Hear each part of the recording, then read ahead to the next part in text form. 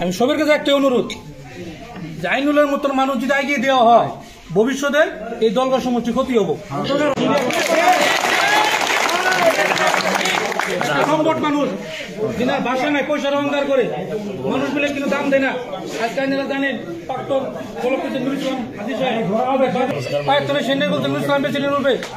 বিভিন্ন করে মানুষ গিলে চেনার কাছে হয়ে রেখেছে। আজকে আতাওয়ার বাইরে চুনটা হ্যাম্পার দিছে, প্রেশার দিছিল, দিয়ে বাধ্য তিনি সাইড হয়েছে।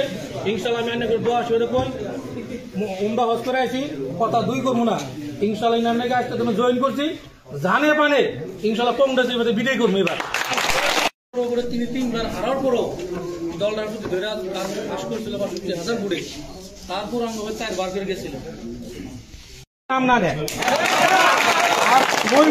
দুর্নীতি আছে, লকডাউনের জন্য বাজারের ভিতরে গৃহস্থর মালপাতি নিয়ে পয়সাপাতি জুড়ে কেলেঙ্কার করছে। ইনশাল্লাহ আমি রাজ মাইকের ভিতরে আমি মুখ খুলবো। সবাই আমাদেরকে দোয়া করবে, আমরা সবাই মিলে যদি এই ডেপটা এগিয়ে নিয়ে যাই। আর সমাজের সাহেব কইছে যে তিনি 15 বছর না, তিনি আমার একটা বিশ্বাস তিনি যতদিন বেঁচে থাকবো ততদিন এই ডেপ থাকবো। শেষ করলাম, খোদা হাফেজ। ধন্যবাদ আমাদের বিকি সাহেবকে, ওনা কম সময়ের ভিতরে বহু কথাই কইছে, মূল্যবান কথা বলছে, তার জন্য ধন্যবাদ। আর আমি আশা করি একটা সময় বিকি সাহেব বেশি মেডিকেল যাচ্ছে ভিডিওটা ছিল আমার জানা আছে বা ওনার আব্বা আজিজ কার আমরা সম্মান করি বা আমরা মুরব্বী মানি।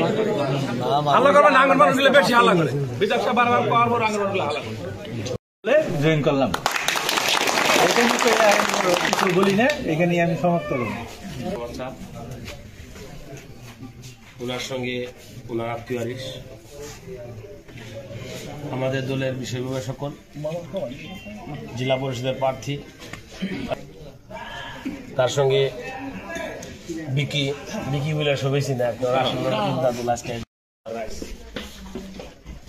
কথা হয়েছে যে আজকে যারা যোগদান করছে, আমি যদিও বিধায়ক বা বিধায়ক হওয়ার আগেও আমার যদিও তারা আগে পাশে ভোট দেয় নাই, আমি তাদের লোকে চাচা ছাড়া কোনো ডাক দিছি, এটা আমার অভ্যাস নাই।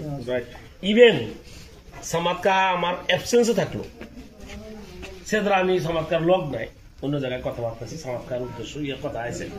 বিধায়ক হওয়ার পরে অ্যাকচুয়ালি সত্য করে ফোকাসটা কিন্তু বেশি মেরিট করছে। বেশি এটা কেমন করে ডেভেলপ করা যায়, বেশি কেমন উন্নয়ন করা যায়। কারণ বিগত 15 বছরে যেখানে করা লাগছিল একজন এমএলএ হিসেবে যার দিকে দায়িত্ব থাকে, এই দায়িত্বটা পালন